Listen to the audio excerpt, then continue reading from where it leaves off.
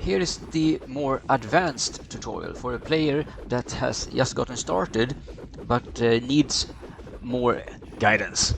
So I just died. What happens when you die is that you respawn in the closest town, which is still Woodcutter Cabin. But what you can do then is to walk to the teleporter and click last location, and you're back to where you were. No problem. So that's what you need to use a lot when you die. So it's no big deal if you die. You just lose experience. You don't lose any gold. So the first tip I have about your build is that you want AoE, like area of effect, as soon as possible. So I'm going to respec and give you some ideas of how to do that. So one way is to get a bolt skill, like Ice Bolt, and as soon as you can pick your second skill, you pick Torrent. That's gonna make your Ice Bolt get AoE. Another way is to immediately get Renegade. That will mean that all your attacks hit 5 extra targets. Scout has no ability to get AoE before level 10, and neither does Priest, but Shaman can. You can pick the Timeless Body, that will give you 20 to all attributes including Strength, and then you can purchase a Pole Arm, because Pole Arms always attack extra targets, so it attacks 4 targets whenever I attack with it. That gives you AoE already on level 1. So that's an easy way to get started with area of effect damage. For my next tip, we have the main objectives. You can hover over a main objective and it will tell you how to complete that objective. So for example, it explains the renown system, and each of these objectives end with an end boss. And the final boss in the game, we call him the Ancient, but you actually need to kill all the bosses to complete the campaign. Right? That's when the game ends, you might say, and there is an end game after that too, but the main game ends when you kill all the end bosses. There are difficulties in the game, so when you start a new character, the difficulty is normal. But what you can do is speak to Mr. Martino and select a different difficulty. But each difficulty requires you to complete a certain quest to get there, so it will take a while before you can get to the highest difficulty, which is Abyss, and it's actually quite rare for players to get to that difficulty, but you need to get to that difficulty to get the final 3 quests. My next tip is about crafting, and actually the rest of this tutorial is about crafting. To do crafting, you need to go to Mr. Martino and press crafting, and then you can select which item you want to craft. So right now I have a weapon, my Bardish. You can see that Bardish in your inventory as well. So the most basic type of crafting is called Reforged. It costs 10,000 gold. Now I don't have much gold here, so I'm gonna cheat. Because this is a single player, you can also do this in single player. Single player is not very serious. So I'm gonna press Reforge by pressing 2 on my keyboard or pressing the Reforge button. What that does is that it rerolls your item. It gives it free item properties, and those item properties can be anything that can spawn on a weapon. So that's a good way to get a decent weapon to start with. Imbue means that you can pick an item property a la carte. So you can pick, for example, Deadly Strike, but in this case the item already has Deadly Strike, so I can't pick that. But let's pick Magic Damage. So now my weapon deals magic damage on hit. Enhance means that you simply add an item property to your item, but it can be any item property. You cannot select which one, it's random. And an item can have up to 9 item properties, so at some point you can't enhance anymore because it's full. Sap is the other way around. It's going to pick one of your item properties and just delete it. It can be useful in some situations. Modify means that you reroll all the item properties. If you hold Alt, you can see the ranges of the item properties. For example, Deadly Strike ranges from 5 to 10, so when I press Modify now, it rerolls to 7, and then if I modify then, again, it rerolls to 10, which is maximum. If all the item properties are maximum, then Modify is not possible. The game will prevent it. Enchant means that you use an incantation. I will use another shield command, which is give all, only usable in single player, of course. So now I have certain items here, including incantations. So an incantation is consumed when you enchant, and it's gonna make the item enchanted. What it does is that it increases base damage for weapons and armor, or rather defense for armor and other item slots. But there's a chance that it fails, so getting it to a high enchantment is difficult. Transform means that you alter the item in a very unpredictable manner. The most common outcome of transforming the item is that you add an item property, and those item properties are specific for the transform craft. So in this case, the item became transformed and it added overkill damage heals you, which is cool, but you can only do this once per item. Imprint means that you lock up to 2 item properties on the item. So let's reroll this item and make sure that it only has 2 item properties, and only the blue ones count as item properties, not the teal one or the white ones. So I'm gonna press imprint. It costs 2 million gold, which is a lot, but now these item properties are gray, which means that they are locked. So now if I modify it or enhance it or reforge it, those item properties will always stay. Emblaze, that is like runes in Diablo. You put 1 spark on the item, and the spark has a predetermined item property. So let's use another cheat command, give sparks.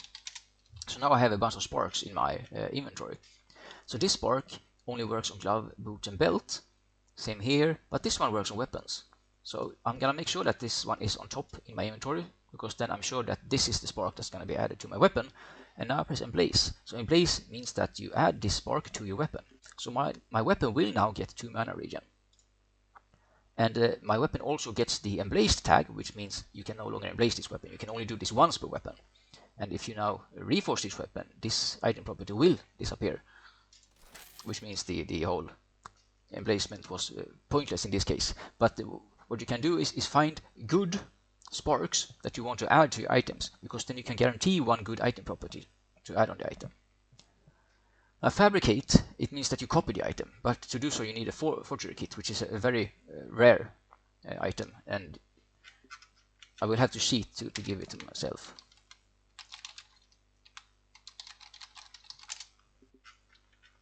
There we go, here are some forgery kits. So now when I press fabricate, I now have a copy of these bodies, except the copy has the counterfeit tag, which means this copy cannot be copied itself. It can still be crafted and all that, but you cannot fabricate this copy. You can only fabricate the original. Decipher means that the game picks 1 item property at random. Now this is not possible because this only has 1 item property. There must be at least 5 item properties. So let's enhance it a few times until we have 5. Now we can decipher. So the item property that gets picked increases in value. So the life leech just went from 10 to 15%, which is more than you can usually get because the range is only 10. So that's what the decipher does. And you can also in this case only do this once per item. It gets the decipher tag. And to decipher you need to have a cryptograph, which is only dropped by Sirf, which is an end boss that spawns once in a while. Extract means that you remove 1 item property at random from the item, and that item property goes to a spark. So in this case we cannot do it because this item has already been deciphered. But what we can do is to equip the short sword instead and enhance it a few times and then extract it. So in this case we removed the divine damage from the sword, but we got the spark in our inventory with that divine damage. So we can now embrace this onto a different item. So this is what you can use if you find an item that's not good, but it has an interesting item property. But you're not guaranteed to get the one you want. But it's worth a shot most of the time. Inscribe means that you put a rune on the item. So a rune is a very endgame item. In a single player you can write give runes and you will get some runes. So this is a rune. This rune gives you a 20% magic damage multiplier and 20% crit damage. So if I now were to inscribe here on the short sword, the rune is now added to that one. And we can detach the rune at any point and get it back in our inventory.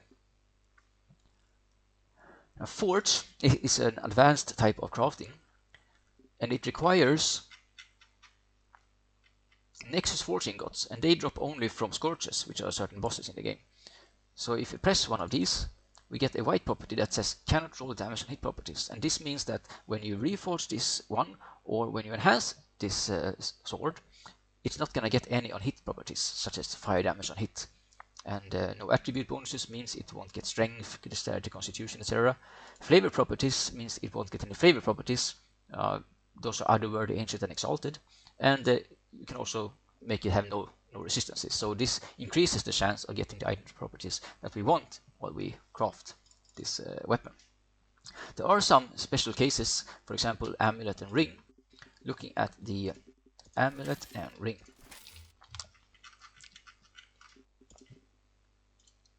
An amulet can get a skill, and you can pick almost any skill in the game. There are some restricted skills, for example, all buffs.